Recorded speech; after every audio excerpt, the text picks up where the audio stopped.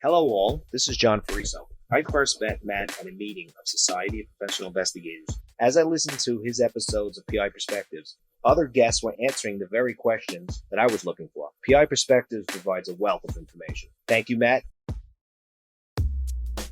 The Campbell Group offers best-in-the-industry pricing, service, and coverage for private investigators. With more than 25 years of experience in the industry and over 3,000 PIs insured nationally, the Campbell team has the expertise to make sure you have the coverage you need.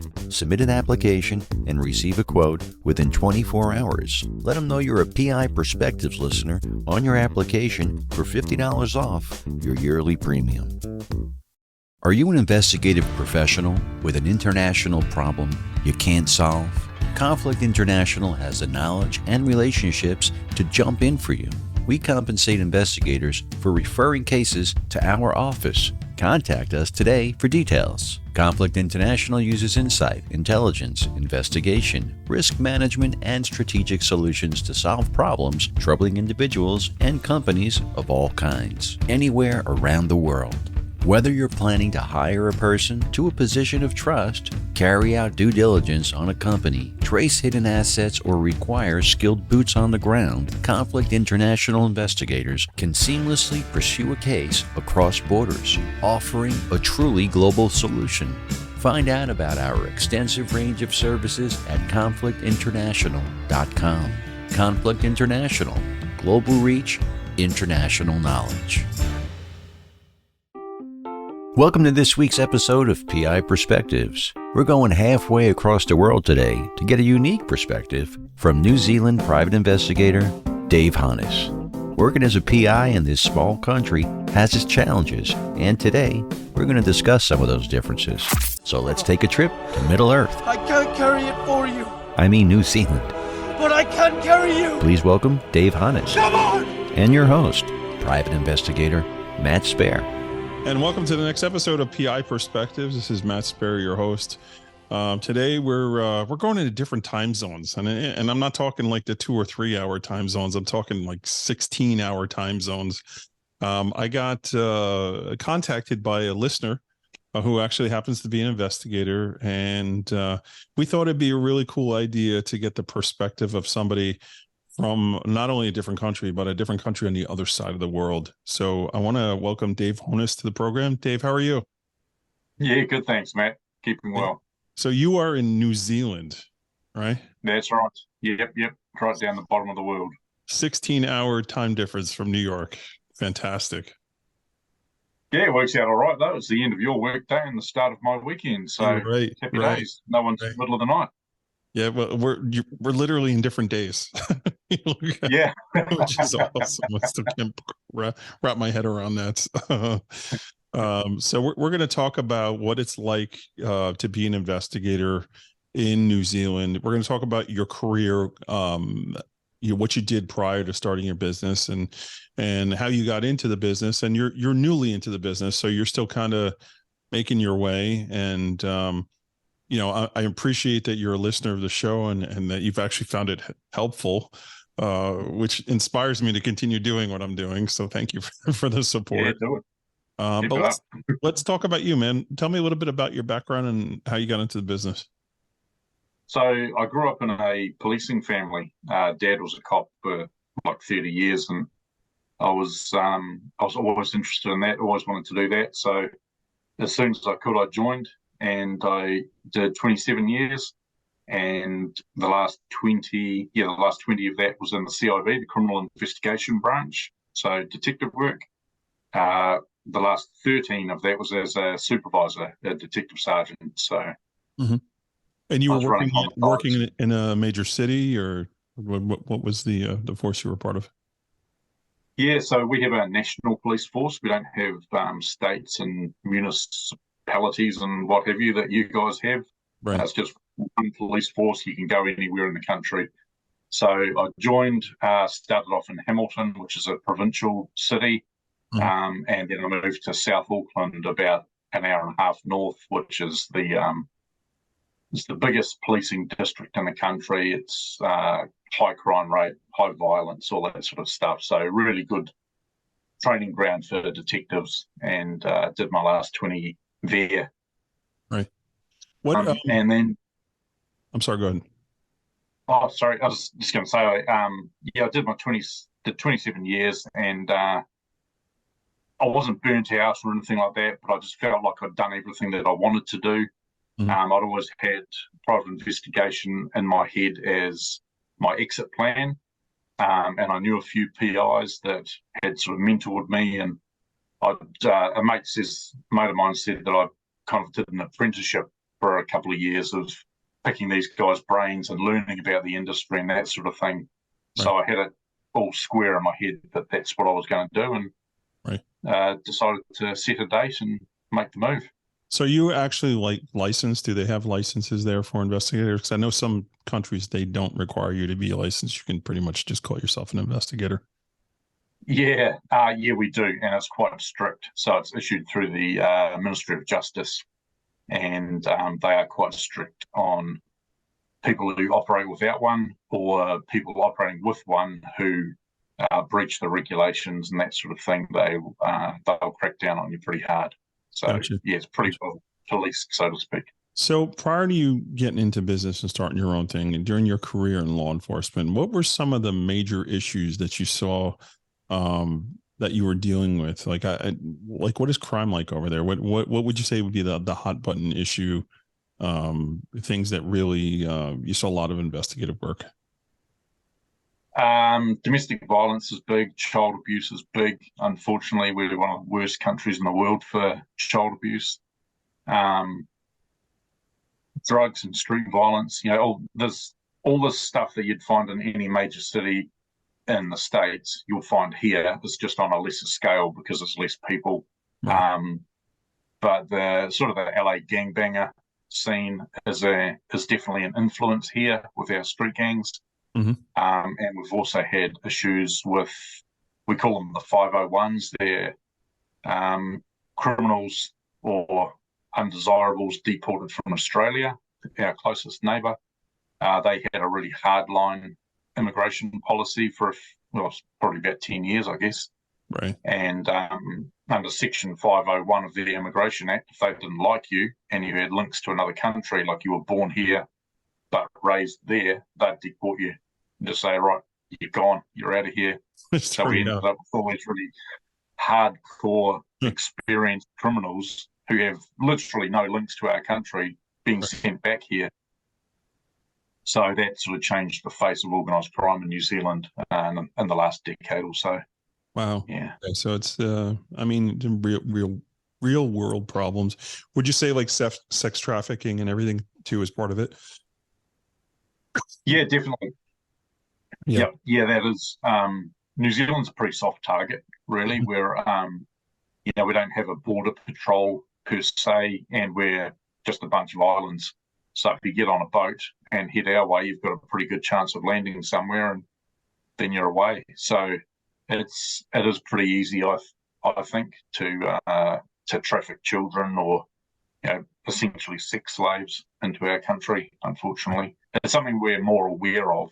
Right. But we're behind the eight ball. No, I think on a global scale, especially with the internet and all the sites that are out there, you're seeing more and more of a push internationally for organizations to try and stay on top of that, working with law enforcement.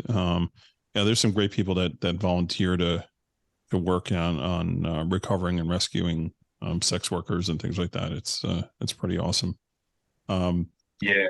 So how big is the country, and how easy is it to get around? You just mentioned islands and things like that. So what's that like? I don't know what the square mileage is, but we're essentially two major islands with some small islands. So we're pretty simple folk, Matt. We call it the North Island and the South Island. Mm-hmm. So the North Island is the most heavily populated, and that's where Auckland is, where I am. That's our biggest. Auckland is our biggest city. Wellington's our capital. That's the bottom of the North Island. And South Island is the one that you see mostly on TV shows. It's where they come to film. It's Lord of the Rings. Like Mission Impossible and Lord of the Rings. They'll go to the Southern Alps and Right. It's all mountainous and beautiful terrain. So, but then they've only got, I don't know, about 1.5 million people down there, and the other 3.5 or 4 million are in the North Island. Right. Right. Yeah. Nobody's living in Hobbit homes over there, right? Everyone's got regular houses, right? They probably are. Who knows, right? Makes us sound very backward when I talk about it like this. Yeah. So I had just a completely irrelevant side story, which I think is really cool. A buddy of mine he's a cop in Yonkers, New York. He's a good dude, and he was actually in the film industry before he became a police officer. And he had just met his soon-to-be wife, future wife, right? And he had the opportunity to be a part of the filming of Lord of the Rings, like the whole trilogy, because they knocked out like three at once, right? So for him to go on location for that meant he was going to be away for a good amount of time, and he'd have to break up with a girl that he had just met and was just starting to date. And as the true romantic that he is or was, he passed on going to the other side of the world to film this movie, and ended up getting married to this gal, and they got a bunch of kids, and he doesn't regret it. But it's like, man, that's a big life choice. That is. I'm pleased it worked out for him then, and she didn't dump him. Yeah, no. They actually worked out, and this is a guy, like he tells a story too about one time he was on a movie set or shooting something, and Katy Perry was like hitting on him, which is so bizarre. But I digress. He's a good dude. He works in Yonkers, and he actually does warrant searches now and bangs on doors and brings bad guys in, which is pretty neat. Cool. Yeah, good friend of the show too. So that's cool. So let's talk a little bit about just the idea. Like, what was the passion for you to say, like, okay, I'm finishing up my career here. Like, why private investigation? You could go any route. What drew you towards it? I think it's just the investigation side. That's always interested me, and policing was sort of a natural choice for that. I don't really have any other skills. I joined the police young. I don't have a degree in anything. Nothing else really spins my wheels that much that I wanted to commit years to it. Right. And it's just kind of a natural progression. Most of the PIs, I would say the majority of PIs in New Zealand are ex-police. Some ex-customs and that sort of thing, but mostly ex-cops, because it is just that natural progression. You've got the investigative skill set, and although there are some differences that you need to transition, you kind of have the basics down pat. And if it's for most cops, I think, and it was for me, it wasn't the job so much that I got tired of. It was the bureaucracy and the organisation sort of side of things. So the investigative stuff still spins my wheels, so there was still the fire to do that. I just didn't want to do it in that organisation anymore. Right. Too much red tape, and not having the freedom to I guess chase a lead that you want to chase, right?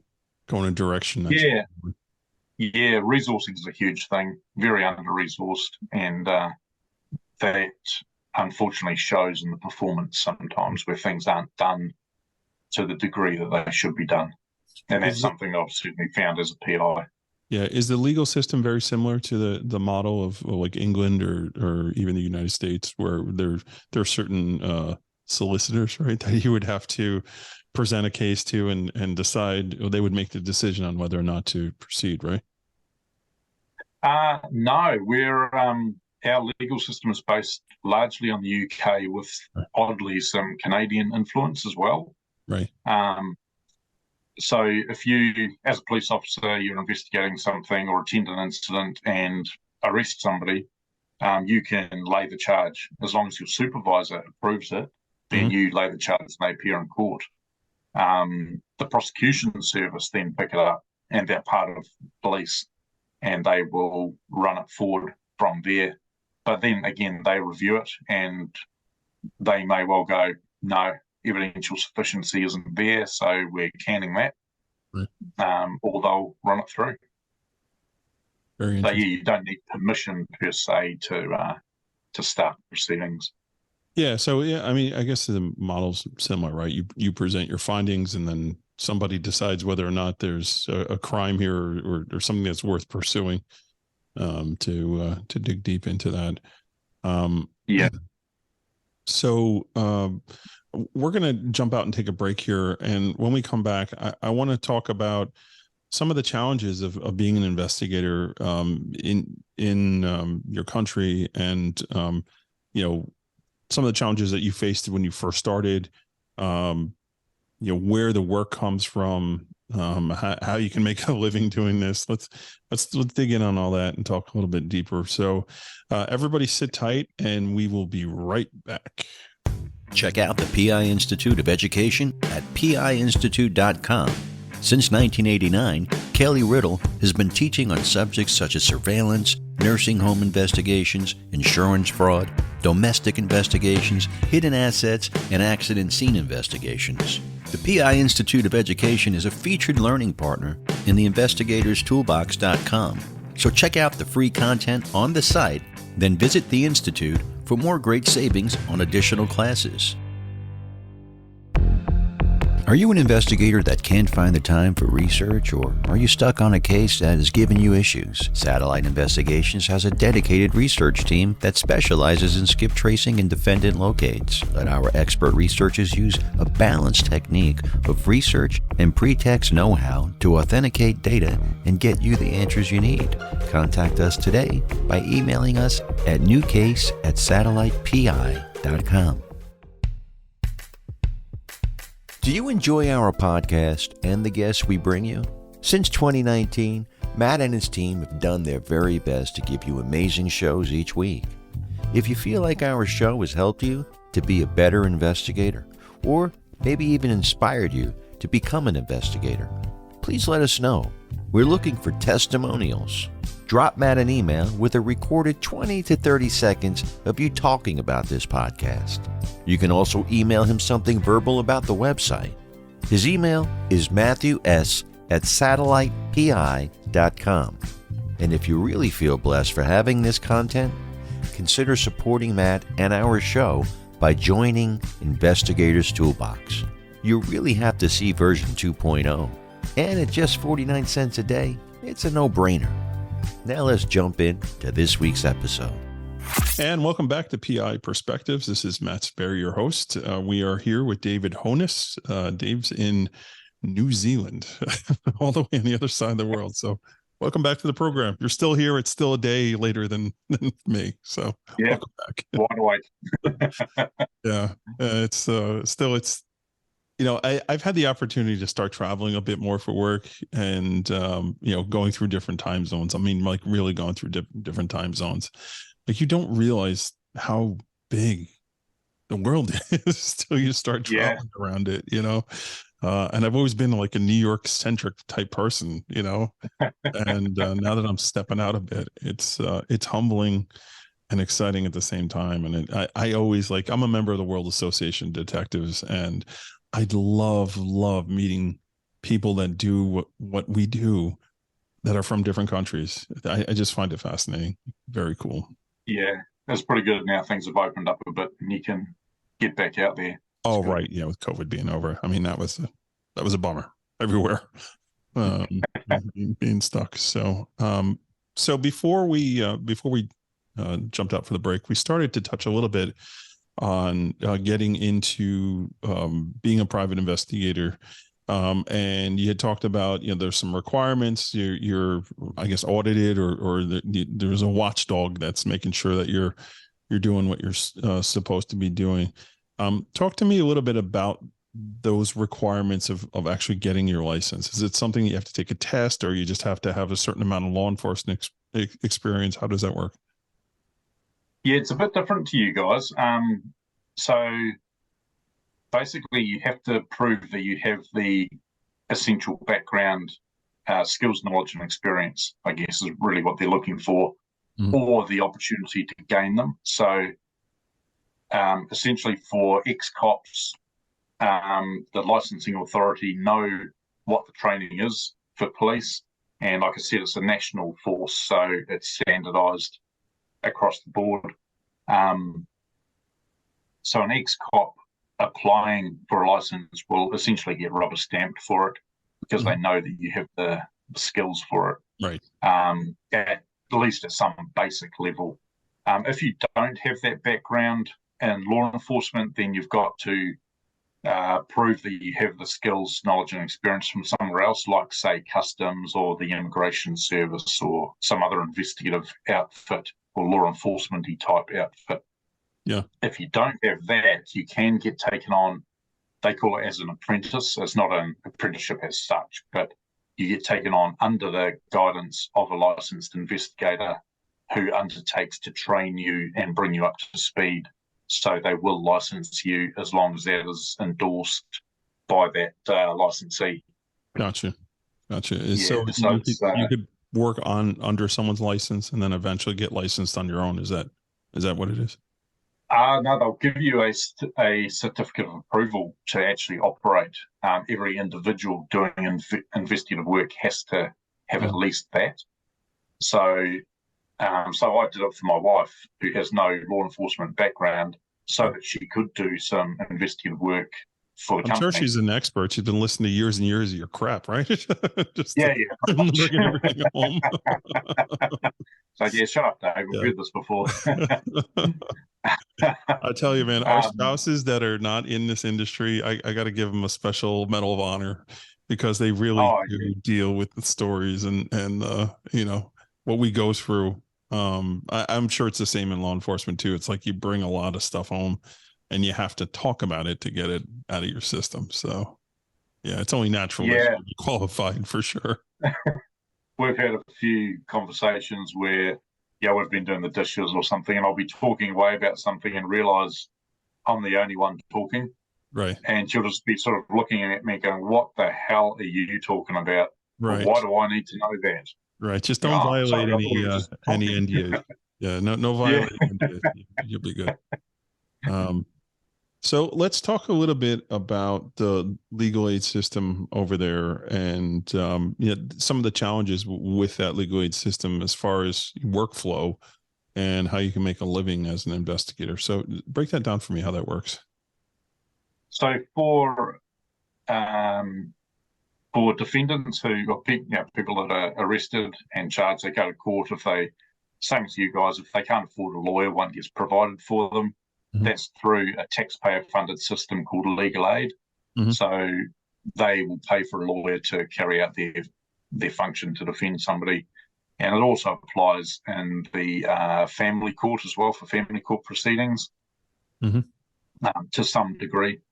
And as part of the preparation of a defence for a criminal matter or even for a family court matter, legal aid will fund investigative services or other professionals like, say a psychological report or a drug and rehab type report, something like that.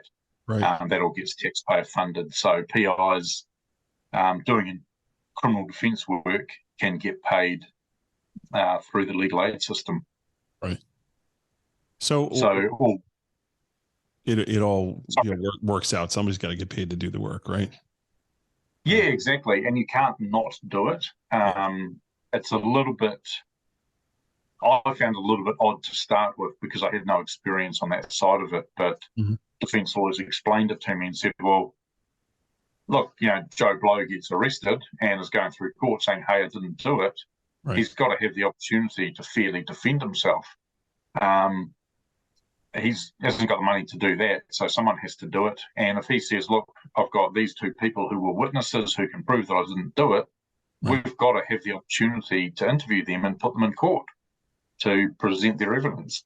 So you obviously need a PI to do that. So if the state won't allow you to do that, then it's not really a fair justice system, and it's an appeal point and all that sort of thing. So essentially, those reasonable inquiries for the defence have to be funded and approved. So, how about the civil side, like car accidents or trip and fall negligence type cases? What does that look like over there?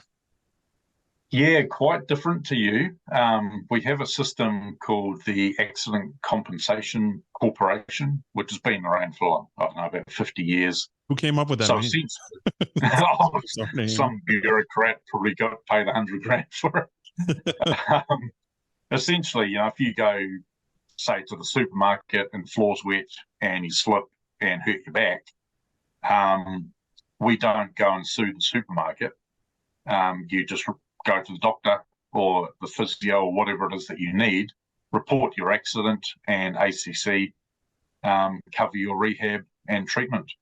And it doesn't necessarily result in any action against the supermarket. So we don't have that sort of, I don't know what you call it, the suing industry that. Right. So there's no punitive damage, there's no punishment for negligence or anything like that. It's pretty much, I guess, you have some sort of national health care. Is that how that works there, or no? Yeah, we do. Yeah. If you wanted to take civil action personally against, say, the supermarket in that case, you can. That's up to you. I don't know whether you'd get state funding for that. I doubt it somehow, but it does exist. Like, that sort of thing does still happen, but just nowhere near on the scale that you guys have. It's more about the rehab and making sure people are. How about commercial litigation, like one business suing another business for some sort of bad business deals or things like that? Does that happen over there? Or? Yep. Yeah, definitely. Yeah, and there are probably the same as America. There's lawyers that specialize in that civil stuff. Mm-hmm. I haven't done any of that. There are some PIs that specialize in that. Right. But it definitely exists. Right. But again, probably not on the scale that you guys have, I think. Right. Yeah, it's interesting to see how you can navigate around that and find a vertical particular specialty in the private side that you got to balance what your experience is, what you're good at, as to what's available to do the work. And then you have some challenges as far as data collection and things like that, right? So there's some avenues are not available to you guys, like criminal records, right? That's off the table. Yeah, that's right. The criminal records are very tightly held. So an individual can get their own records, and obviously law enforcement and some other government agencies have access. But for us, we can't. We have to request it through the police because our criminal record system is basically owned by the police and Ministry of Justice. Right. You can't say for pre-employment screening, for example, you can't just tap into a database and see if Matt Spaier is a criminal. You have to ask him to get his records from the Ministry of Justice and give them to you. Right. I was found innocent. So that's a little bit restrictive. Yeah, those charges didn't stick. I'm good. It's so fascinating. How about like data providers, right? So, you've got in Europe itself, the GDPR is a big challenge. Each country is different with what's permissible and what's not permissible. Like, how about doing address searches, locates and things like that? Is that something that you guys are able to do on your own, or is it more like Canada where it's like almost impossible to do? Yeah, we have some limited access. It's pretty good, to be fair, and we actually have access to some stuff that the police don't. Mm-hmm. But it's all provided through the likes of debt collection agencies, finance companies, utility providers. So if you move house and open up a power account, then your name and address will get uploaded into a database. So as a licensed PI, if you become a member of our institute, the New Zealand Institute of Private Investigators, which is kind of our association for PIs, then you get some access to that. So that if I'm looking for somebody and I've got a name or a last address, then I can do some searches and probably find a more recent address for them or a phone number or something like that. How is that network? Do people work together, like the other investigators? Are they helpful, or do you find it's a tough nut to crack to get in with all that? PIs don't, unless you're personally friends with somebody, you kind of operate in your own little silo, doing your thing. You may reach out to somebody else, but you wouldn't necessarily ring another PI and go, "Oh, hey, do you know so-and-so? Where can I find them?" It's more doing your database searches and speaking to other people, family or all your usual stuff, your open source intel, searching to try and locate people. We also have some access to the motor vehicle database as well, but you have to be a member of the association to do that, to get that access. Gotcha. So, you get your number plates off Facebook photos and stuff, and you can do your searching and that sort of thing to find people. Probably similar to you guys, just a slightly different route, I guess. Yeah, each state in the United States is different. Some have them, some don't. Some you can get vehicle ownership and insurance information. Some you can just get ownership. There are some states where you can just find a name. They won't give you an address. It's bizarre, right? It's always changing. Which is we have our associations that advocate for stuff like that, like the National Council of Investigative Security Services. It was always watching those interests in the United States, which is important. So is there continuing education required for being an investigator, or once you got your license, you're good to go? That's you done, yeah. Once you're in the door, you're good. You re-license. Do they charge a fee for that, or like a renewal fee, or you just get it and you get it? Oh, yeah, you pay for it. It's there's different levels. If you get a certificate or an individual license or a company license, so you pay your one-off fee for that. And then that's you for, I think it's 5 years, and then you renew it and pay again. It's not that expensive. It's, I don't know, a couple of $100, something like that. There's no annual fee or anything like that. That's good. So, yeah, you can just sort of cancel it or retire it if you'd like and get out of the game. Right. So how about subcontractors? Is there a lot of subcontracting work that gets done where you're contracting other investigators to help you out on cases? Yeah, there is, and I've used them for overflow work because we're essentially a one investigator firm with my wife doing some admin and bits and pieces to help free me up to do the investigations. Lights on, right? Yeah, pretty much. Yeah, tells me right tomorrow. This is where you need to be. Exactly. Wear this tie, Yeah. But when there's specialist things like, say, surveillance, I can do surveillance to some degree, but it's not my specialty, and I don't particularly enjoy it. Right. But there are guys out there that do it, so you use them as subbies, give them the surveillance aspect of a job. Or there's a couple of other PIs that I've used as subbies to say, hey, here's a job. Can you pick that up for me? Because I'm a bit swamped at the moment. They'll pick that up and do it. I would assume that there's probably people from Australia that contact you too, right? Looking for somebody who's absconded from there to New Zealand, right? Does that happen? Yeah, there's a bit of liaison between New Zealand and Aussie because we're pretty back and forth. Yeah, it's easy for Kiwis to move to Aussie and vice versa. Are your licenses recognized over there, your PI licenses, or you'd have to be licensed to do both? Got to be licensed over there, and they have their own states as well. So you might be licensed in Queensland but can't operate in Victoria, for example. So there is a bit of interaction with them. Right. Do you find a lot of work that comes from over there for you or not really? No, I think I've had one, and it was just a locate, and not nothing major. Just, can you find this person who's a member of this family? Sure. And that was about it. Sure. What were some of the challenges when you started doing your own business?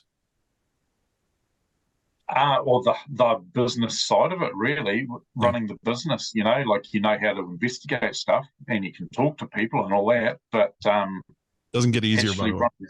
It definitely doesn't get easier. I got some bad news for you. The longer you've been doing this, the bigger you get. It doesn't get easier. Yeah, it's just that business side of things, dealing with the accountant and making sure you got your taxes squared away and insurances and all that sort of thing, and knowing what you can legally do, operating under a business name as opposed to an individual and all that sort of thing. Right. The whole running a business side of it was a learning curve. So I was fortunate that I had some PIs who'd been in the game for a while who could mentor me through that. And that's through that association, right? That you're a part of. Yeah, they were actually guys that I knew personally. Mm-hmm. They are members of the association as well, but they're like sort of the generation ahead of me that had been in the police and had left and gone to the PI industry, and got a good accountant who actually has another PI firm as client, so he knew how it all worked. Right. And he's been fantastic. So, yeah, the business side was the biggest challenge. Getting used to working on my own was a bit different to being in a busy, detective squad office where there's lots of stuff going on and people doing things and wanting this and that all the time. So, yeah, not working as part of a team was a bit of a change. But to be fair, after looking after teams for so long, it was quite a good change. Right. Because I didn't have people coming up every 5 minutes going, "Oh, Dave, how do I do this? Dave, can you do this for me?" And you're going, "Oh, I just need 20 minutes to do one job." And it takes you all day. So a bit of a change there. Now you just have your spouse doing that. So yeah. It's a different kind of honey-do list, though. Yeah.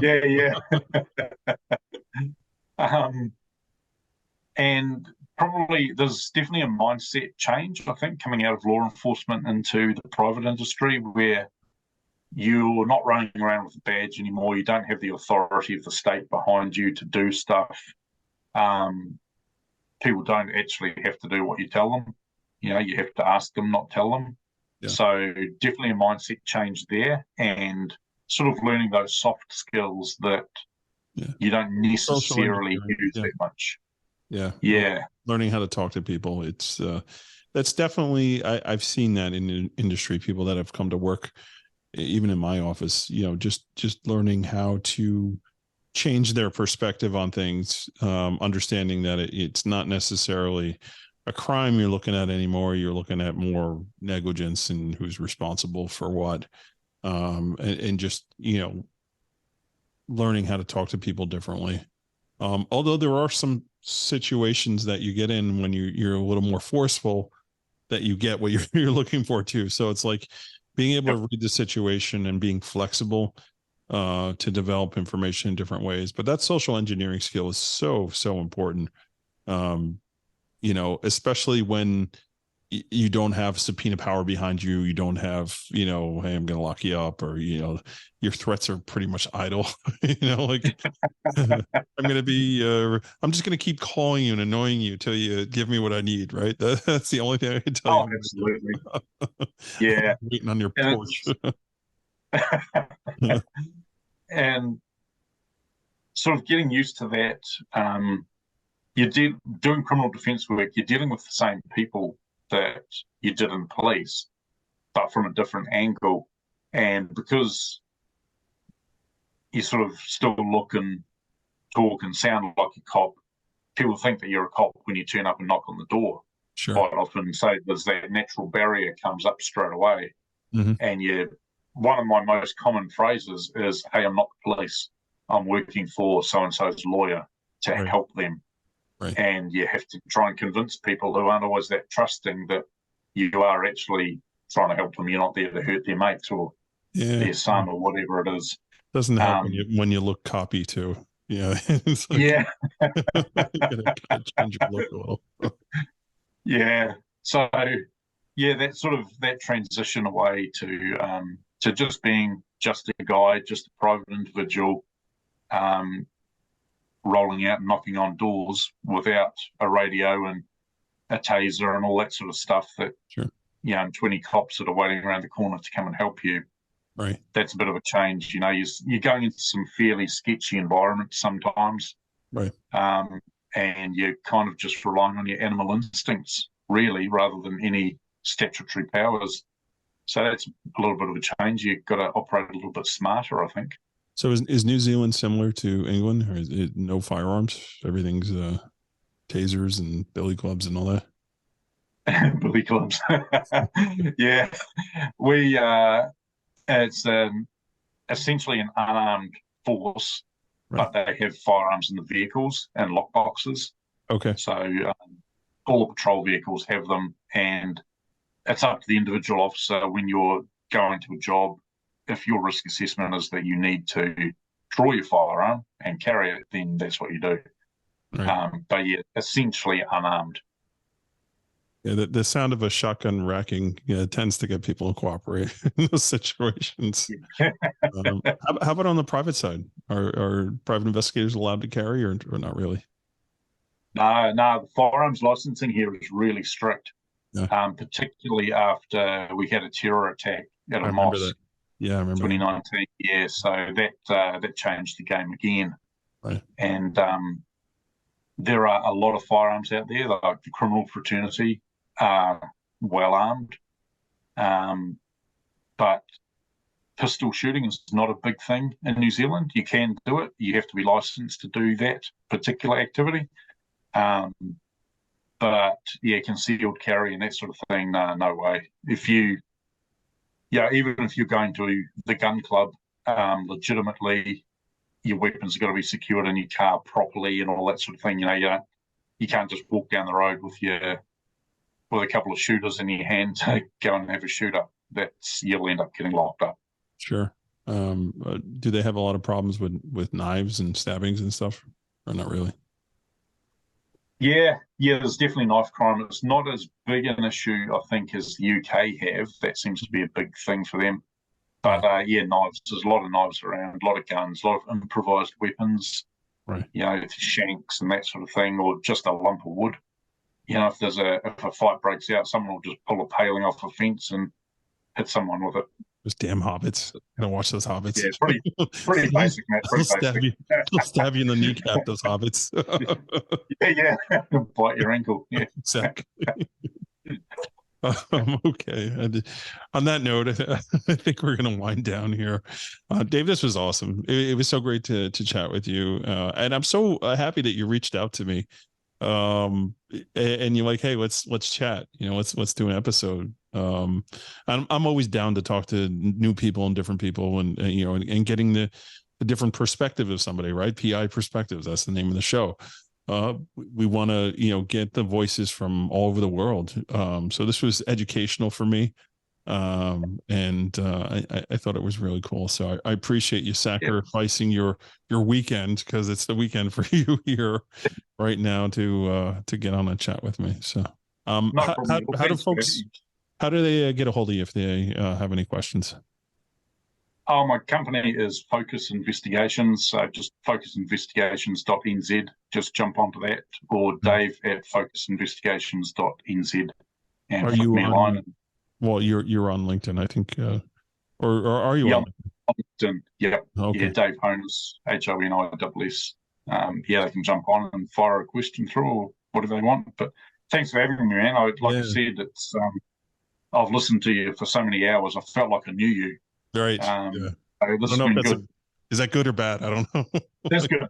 You've I feel like I owe you an apology. I'm sorry. No, awesome. Thanks for having me, man. Yeah, no, this is great. So thank you everybody for tuning in and checking this out. And we'll be back next week with the next show. Again, thank you. And we'll talk to you soon.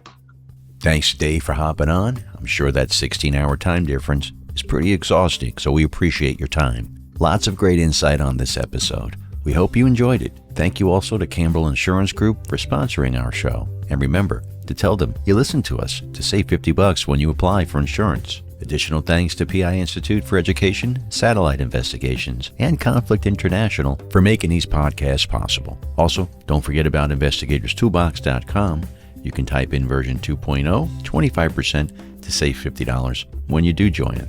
If you have a question or a comment about the show, email Matt at matthews@satellitepi.com. And you can find him on LinkedIn, Instagram, and Facebook. We want your feedback to bring you the best shows possible. And we'll be back again next week with a new show. So make sure you tune in and stay safe out there.